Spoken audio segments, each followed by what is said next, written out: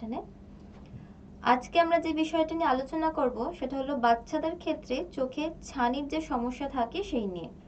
আপনাদের বাড়িতে যদি কোনো বাচ্চার এরকম ধরনের কোনো সমস্যা থেকে থাকে, আপনারাও সরাসরি আমাদের এই অনুষ্ঠানে ফোন করে আপনাদের সমস্যা জানাতে পারেন। আমাদের ফোন নাম্বার 9073 997720। আরও একবার বলছি 9073 997720। আসুন আমরা সরাসরি চলে যাই ডাক্তারের কাছে।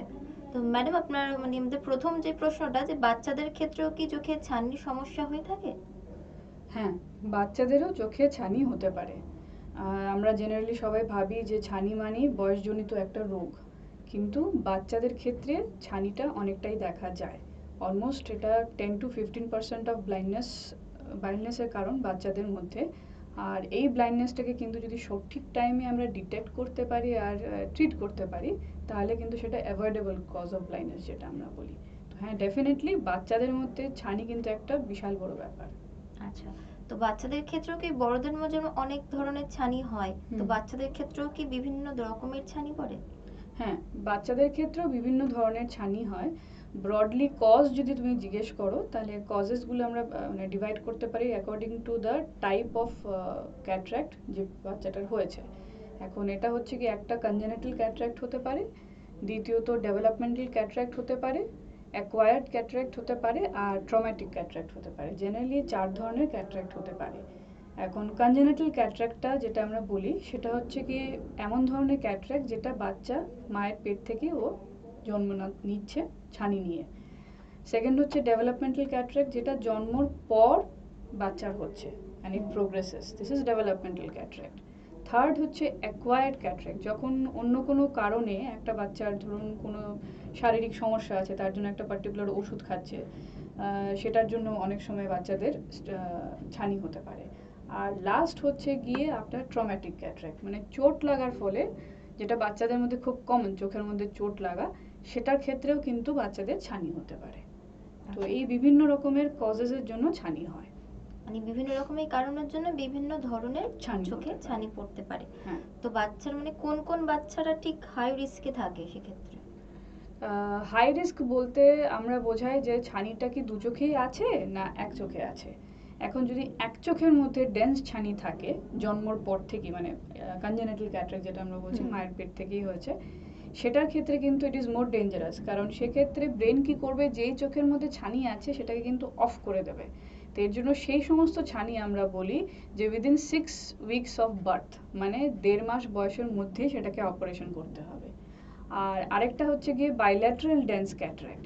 এখন বাইল্যাটারাল ডেন্স ক্যাটারাক্ট কি হচ্ছে, যদি এখন দু চোখের মধ্যেই ডেন্স ছানি থাকে, সাদা ছানি থাকে, তাহলে সেক্ষেত্রে আমরা বলি যে 10 সপ্তাহের মধ্যে জন্মের দুটো চোখেই অপারেশন করতে হবে পরপর। এখন কিছু কিছু ক্ষেত্রে যদি পার্শিয়াল ছানি থাকে, মানে খুবই হালকা ছানি থাকে, তাহলে আমরা ওয়েট করতে পারি, অবজার্ভ করতে পারি, একবার 3-4 মাস বয়স হয়ে গেলে তাহলে আমরা প্ল্যান করতে পারি সার্জারি। আর আরেকটা হচ্ছে গিয়ে, যদি দেখা যায় যে আমাদের চোখে বাচ্চাদের ছানির সাইজটা খুব ছোট, আপনি ধরে নিন, আমরা বলি যে if it is less than 3 millimetre, তার থেকে যদি ছোট হয়, তাহলেও কিন্তু আমরা অবজার্ভ করতে পারি বাচ্চাকে। তো এইগুলো হলো গিয়ে হাই রিস্ক ফ্যাক্টর। তাছাড়া যদি কোনো বাচ্চার, ধরুন কোনো সিস্টেমিক আরও কোনো কন্ডিশন আছে, যেরকম অনেক মেটাবলিক ডিজিজ থাকে বাচ্চাদের, গ্যালাক্টোসেমিয়া, লাউইস ডিজিজ, এগুলো যদি হয়, তাহলে কিন্তু ছানি হওয়ার সম্ভাবনা থাকে। যেরকম ছানির কজেসের মধ্যে যদি আপনি আসেন, প্রথমে হচ্ছে গিয়ে জেনেটিক কজ, জিনগত কারণে বাচ্চার ছানি হতে পারে। দ্বিতীয়ত যেটা বললাম, মেটাবলিক কজ, মানে আমাদের শরীরে যেগুলো বিভিন্ন রকমের মেটাবলিজম আছে, সেগুলোতে যদি কোনো কারণে ডিফেক্ট থাকে, তাহলে বাচ্চার ছানি হতে পারে।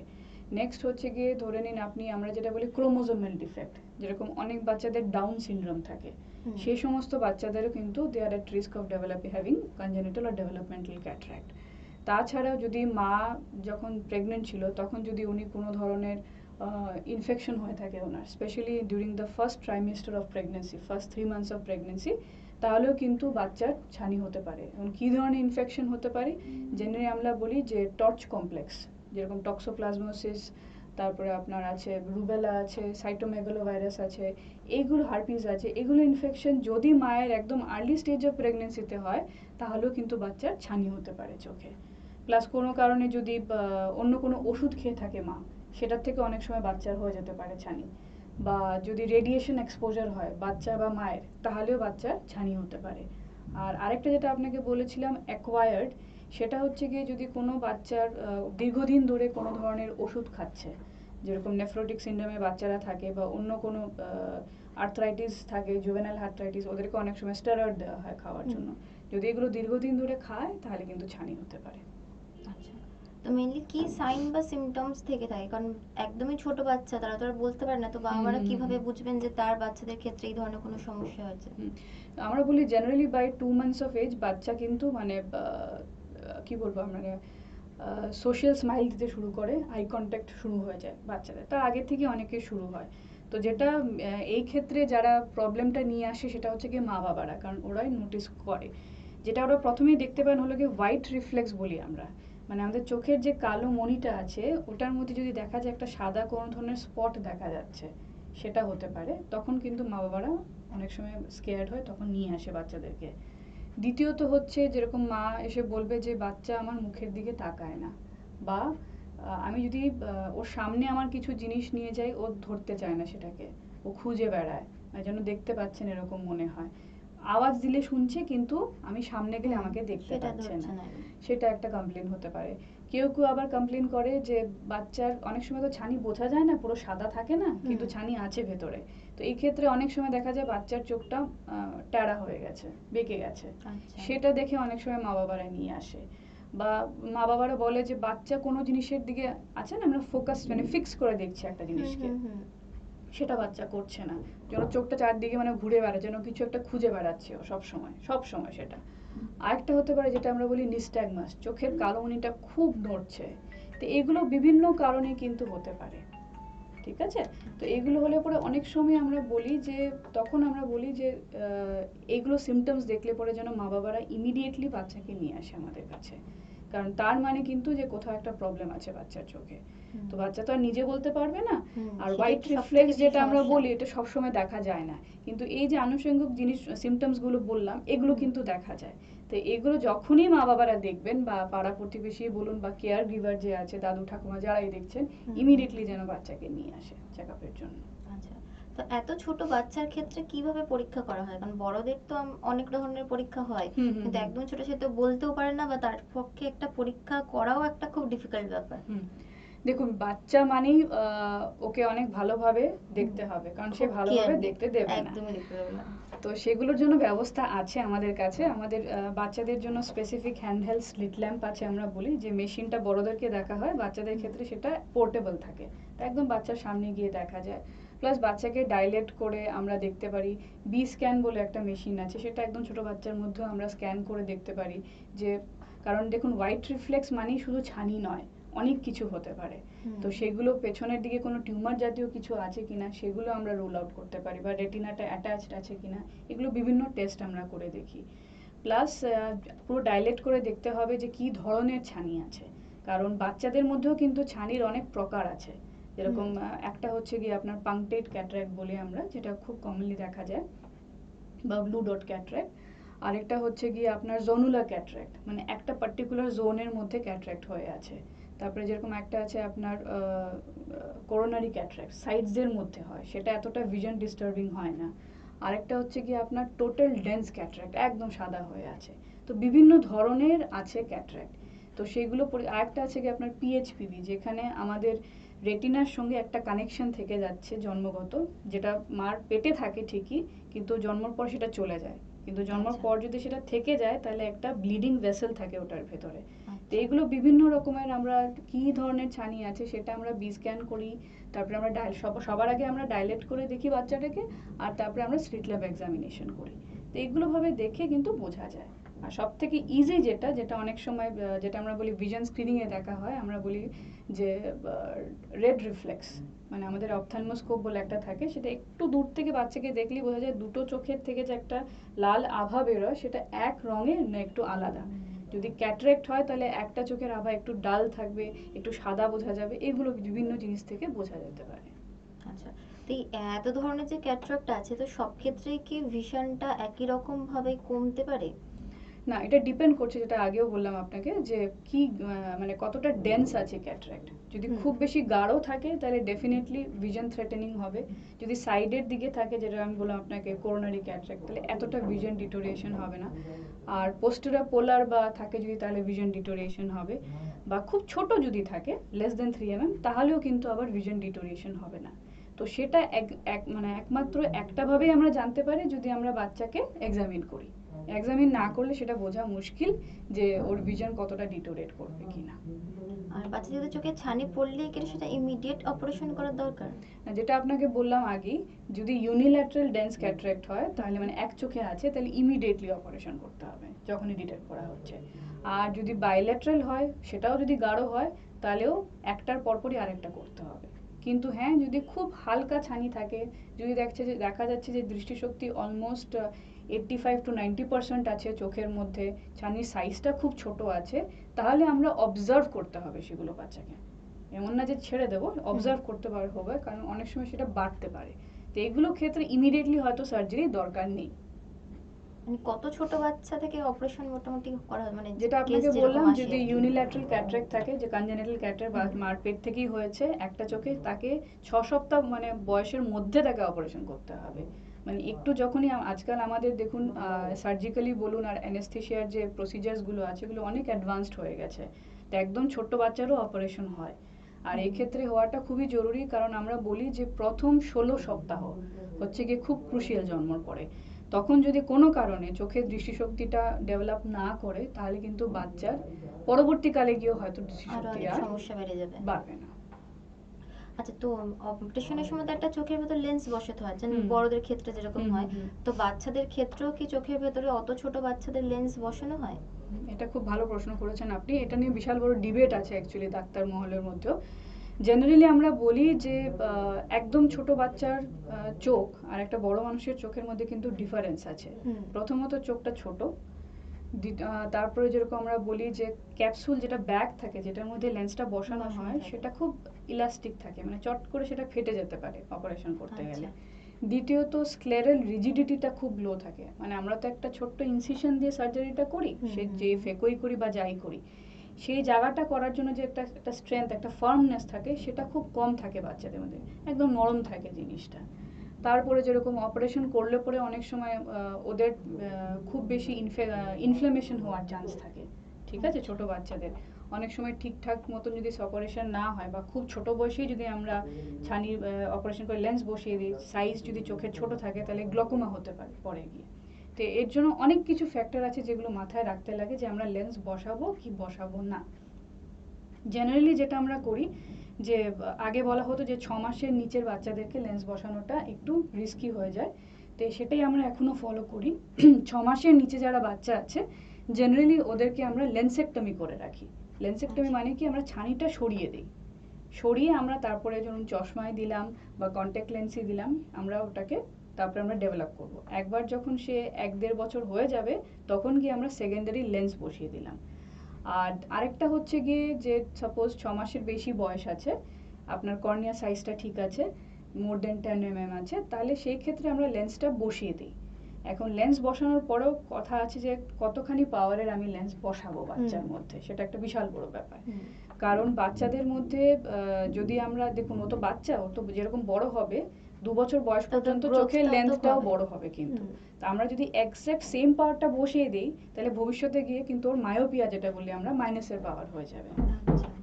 তো এর জন্য আমরা বলি জেনারেলি আমরা একটু আন্ডার কারেকশন করে রাখি, মানে একটু কমিয়ে দিই। তো কমিয়ে যেটা বলা হয় যে 2 বছরের নিচে যদি বাচ্চা থাকে, আমরা যে পাওয়ারটা পাচ্ছি তার থেকে 20% আমরা ডিডাক্ট করে দিই। আর 2 থেকে 8 বছরের যদি হয়, তাহলে 10% ডিডাক্ট করে আমরা লেন্সটা বসাই। তো এইভাবেই আমরা লেন্স বসিয়ে দিই বাচ্চার মধ্যে। আর একবার বসলে তাহলে পরবর্তীকালে কি আবার চেঞ্জ করার কোনো জেনারেলি দরকার হয় না, কিন্তু হ্যাঁ, কিছু কিছু ক্ষেত্রে যদি দেখুন, সবারই তো গ্রোথ ফ্যাক্টরটা একরকম থাকে না, কারো যদি একটু বেশি হয়ে যায়, তখন হয়তো একটা লেন্স এক্সপ্ল্যান্ট করে আবার একটা লেন্স বসাতে লাগতে পারে, কিন্তু সেটা ভবিষ্যতে গিয়ে বড় হওয়ার পরে।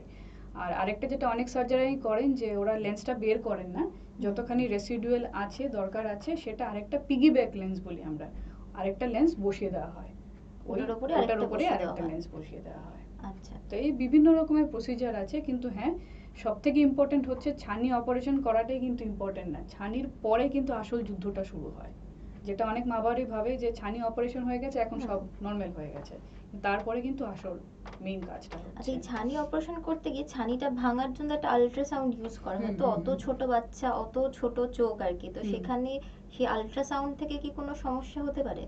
না দেখুন, বাচ্চাদের ক্ষেত্রে যেটা ছানি থাকে আর বড়দের যেটা ছানি থাকে এটার মধ্যে কিন্তু ডিফারেন্স আছে।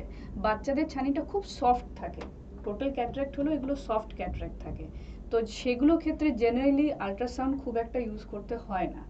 তো আচ্ছা, এর জন্য সেই কি বলবো প্রবলেমটা ম্যাক্সিমাম টাইমই হয় না বাচ্চাদের। বা লেজারও বোধহয় ইউজ করা যায় না বাচ্চাদের, যেটা আমাদের অ্যাডভান্স টেকনোলজি অনেক যেটা বড়দের আপনি ক্ষেত্রে হয়। ফেমটোসেকেন্ড লেজার বলছেন, হ্যাঁ, হ্যাঁ, হ্যাঁ। দেখুন ফেমটোসেকেন্ড লেজার ইউজ করা যায়, কিন্তু একটাই প্রবলেম আছে, আমাদের তো ছোট বাচ্চাকে অ্যানেস্থেশিয়া দিয়ে অপারেশন করতে হয়, জেনারেল হুম, হুম, অ্যানেস্থেশিয়া। হুম। এখন ফেমটোর মেশিনটা আর জেনারেল অ্যানেস্থেশিয়া একই টেবিলে হতে হবে, কারণ ওটাকে আচ্ছা। বাচ্চাকে শিফট করে যায়, বাচ্চা তো ফেমটো করতে গেলেও সে এমনি করতে দেবে না, ওকে অজ্ঞান করেই করতে হুম। হবে, তো বারবার অজ্ঞান করা যাবে না, তো অজ্ঞানের সেটটাকে আপনি বারবার শিফট করতে পারবেন না, তো হুম। এগুলো কিছু বাধা আছে, হয়তো পরবর্তীকালে ভবিষ্যতে সেগুলো আরো যখন হয়তো আরো অ্যাডভান্স অ্যাডভান্সড টেকনোলজি হয়ে গেলে আসবে, তখন আমরা তখন হয়তো হয়তো করতে হতে পারে। পারবো।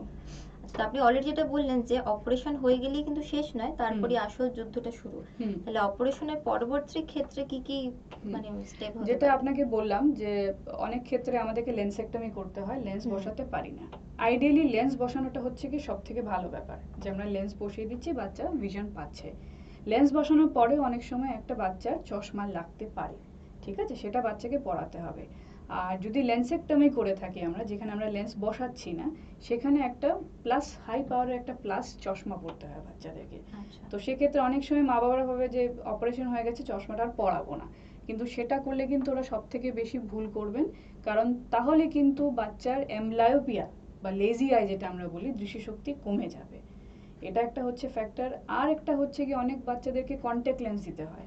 কন্ট্যাক্ট লেন্সটা ভালো, কারণ একদম চোখের সঙ্গে আটকানো থাকে, কিন্তু সেই ক্ষেত্রে মা বাবাকে ভীষণ ভিজিল্যান্ট হতে হবে, কারণ সেই তাহলে কন্ট্যাক্ট লেন্সটা হ্যাঁ, অত পরানো, হ্যাঁ, তো সেটা নিজে বের পড়তে করা, পারবে না, ওকে পরিয়ে দিতে হবে, প্লাস হ্যাঁ আবার যদি কোনো সময় চোখ ডলে হ্যাঁ, তো দিলেও ওগুলো মুশকিল। একটু খেয়াল রাখতে হবে, খেয়াল রেখে করতে হবে।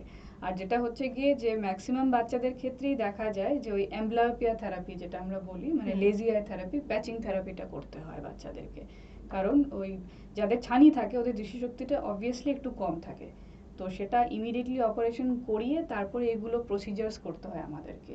আর রেগুলার ফলো আপে থাকতে হয়, কারণ ছানি অপারেশনে বাচ্চাদের যে এত ছোট বাচ্চাকে আমরা লেন্স বসাচ্ছি চোখে, তো আপনাকে যেটা বললাম যে কমপ্লিকেশনস অনেকগুলোই হতে পারে, তার মধ্যে সব থেকে ভয়ঙ্কর হচ্ছে গিয়ে গ্লকোমা, চোখে প্রেশার বেড়ে যাওয়া, তো এর জন্য সব বাচ্চাকে আমরা 3 মাস অন্তর অন্তর আমাদেরকে চেকে রাখতে হয়, যাতে চোখের প্রেশারটা ঠিক আছে কিনা, বা ওর চোখের ছানি যেটা আছে, ছানি অপারেশনের পরে অনেক সময় একটা পিসিও বলি আমরা, যে একটা অপ্যাসিফিকেশন হয়, যে বাচ্চাদের এটা হওয়ার খুব বেশি চান্স থাকে, তার জন্য আমরা পিসিসি করি বাচ্চাদের মধ্যে, ওদের আচ্ছা, আচ্ছা। টেকনিকটা একটু আলাদা সার্জারি, তো সেটা করলে পরে অনেক সময় যদি ভালো করে অপারেশন না হয়, বা অপারেশন করার পরেও কারো কারো ক্ষেত্রে একটা মেমব্রেন ডেভেলপ হয়ে যায়, তো সেগুলো হচ্ছে কিনা, সেগুলো হলে সেটাকে আবার সরাতে হয়, তো মানে এইগুলো যেহেতু বিভিন্ন অত জিনিসের ছোট, ফলো একটা আপ করতে কন্টিনিউয়াস হয়। গ্রোথের হ্যাঁ টেন্ডেন্সি হ্যাঁ, থাকে। তো স্টিল 8 years of age ভিজিলেন্টলি সেই বাচ্চাটাকে ফলো আপ করতে হয়।